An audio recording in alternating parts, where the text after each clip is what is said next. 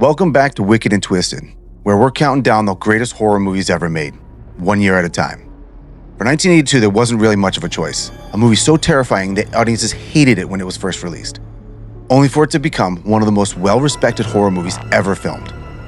This is John Carpenter's The Thing. Today, The Thing is considered one of the greatest horror films ever made. But when it was released in 1982, audiences hated it. Critics called it disgusting. The film only earned about $19 million in the box office and was quickly labeled a failure. One reason was the terrible timing. Just 2 weeks earlier, E.T. came out and destroyed everybody in the box office. When The Thing arrived and the alien could imitate anyone, destroy entire bodies, and leave audiences wondering who could be trusted, the movie disappeared from theaters. But something strange happened after that. Home video gave it a second life. Fans began sharing the VHS copies, word spread, and over time, The Thing transformed from a box office bomb into a horror legend. You gotta be fucking kidding. The Thing's special effects look incredible today. That's because almost everything was done practically. No CGI, no computers, just pure nightmare effects. The effects artist, Rob Bottin, was only 22 years old when he began creating the creatures.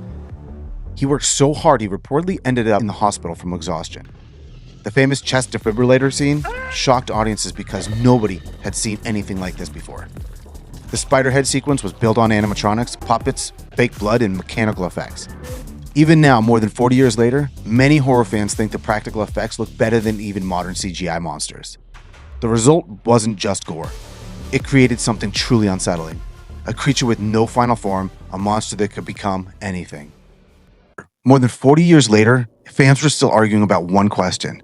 Who was the Thing? Was it MacReady? Was it Childs? Was it both? Was it neither? After the station burns down, the two men sit together in the freezing darkness and neither of them trust each other. If you're worried about me. The film ends without an answer. Some fans believe Childs was infected and the others believe that MacReady was infected. Some think both were, some think neither. But John Carpenter has repeatedly refused to give a definitive answer, which means the mystery remains one of horror's greatest unsolved endings. In 2011, Hollywood released another The Thing movie. Many people think it was just a remake, but it was actually a prequel. The film shows what happened to the Norwegian research station before the events of the 1982 movie. And here's the crazy part. The filmmakers originally built practical creature effects just like the original movie, but late in production, many of those practical effects were replaced by CGI. Fans were disappointed because the practical versions looked far closer to Carpenter's classic. Even so, the prequel contains dozens of hidden connections to the original. The axe in the wall, the burned remains, the two-faced creature, even the final helicopter chase directly leads into the opening scene of the 1982 film.